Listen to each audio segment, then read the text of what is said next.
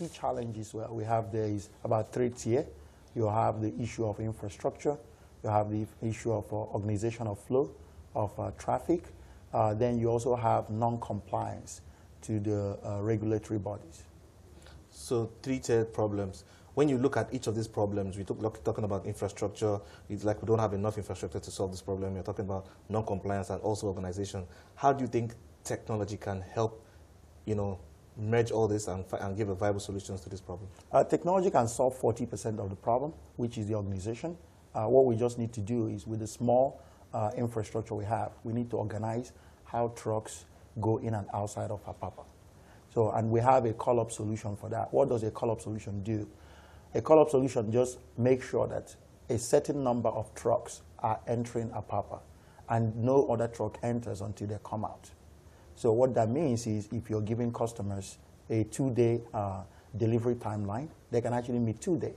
It might not be when they want, but they know that they will be getting their goods. So for example, now, every 4 hours, 400 trucks will enter inside Apapa. And then in a day, you'll be able to get in maybe 1,600 trucks in a day. So what yardstick would you use to prioritize which trucks come in and leave at certain times? So they have to dial a USSD code once they enter inside close to the port areas. They dial that USSD code. It basically queues them on the platform. Once it queues them, as the port empties, you start allowing them. You start activating their codes. This is a solution you are providing. Yes. Can you tell me more about this solution? So what that solution does is actually a simple technology. It already exists. So it basically says, okay, first come, first serve, FIFO, right? Somebody runs from north and comes down to Lagos. Immediately they're entering Lagos, passing Berger, they dial a code. We see their geography, right? So they dial a code. Any police or law enforcement can stop somebody on the road and see whether they're supposed to be on the road. But of course, as a technology company, you can oversimplify things. So we build all our technology in-house, so it doesn't cost government any amount of money whatsoever. It's just young Nigerians who are smart, building technological solutions to solve key societal problems.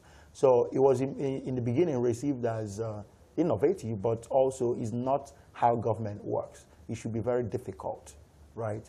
So, but we're just young guys cracking, hacking away. So we try to engage, but there's just different stakeholders. You have MPA, Nigerian Shippers Council. There's just a ton of stakeholders. Then you have to talk to port operators, and each of them have to agree that they will buy into this. Then you now get to, okay, who regulates, who says how many number of trucks company A should be able to get in a day. So, and that's where technology can solve the problem. Is the landlord of the port, MPA, that can basically sit down with all these stakeholders and agree on a modality. Or wield the big stick. Yeah, they need to have a big stick. Okay, so, but then I still like to see how best we can also get the best out of the collaboration from all the stakeholders, because at the end of the day, if you're bringing a solution that's going to be beneficial to the entire sector and people who operate at the ports, I think it's something that should be well embraced. What do you think? Yeah, but yes, it's true, but somebody still needs to be able to organize them. It's not something that a technology company can be able to get big stakeholders who are making billions of naira daily together to agree on cutting down some of the trucks they inject in the port, which still do not load, right? It has to be somebody bigger and has that power to be able to do that. Of course, since the last time we discussed about this almost a year ago, we had all the solutions were there. Until today, it has gotten worse. There's nothing. Because somebody who is bigger needs to step in, and everybody also needs to realize that if we keep doing this, we're just going to get to a point where in October, Nigerians cannot get anything in the stores. And inflation prices have already gone up 5 times, 500% in the past 6 weeks. So, and we're just entering the logistics season. So by October, prices might go up 1,000 times, and it gets passed down to the customers. Well, I can imagine the nightmares in running a logistics business in this part of the world. How do you think this can help with the ease of doing business, and what do you think they should be doing to help the government or the key stakeholders involved, whether it's the government or the regulatory agencies? So what the regulatory agencies need to do first is make sure they enforce the agreements they have with port operators.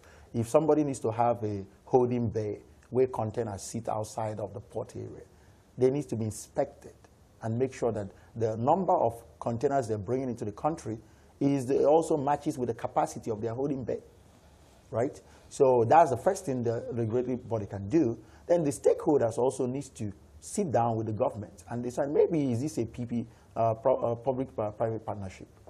If the government is not ready to invest in the port and all the key things are in the port, maybe somebody should also be doing some infrastructure work. It's also a business, right? So because the port is just too small for Nigeria. It's not even just about a call-up system. After you put a call-up system, how do you basically, if 3,500 trucks are entering as of last year, right? Today, it's supposed to be 6,000 trucks. So what do? There is no road. They can't fly on the air. So it's something that also the stakeholders needs to discuss with the government. And government needs to prioritize it because the ease of doing business, maybe registering companies faster, does not mean anything. If you register, supply chain is very, very critical to this economy, especially when you're import based. So if people cannot get things from point A to point B, it's useless.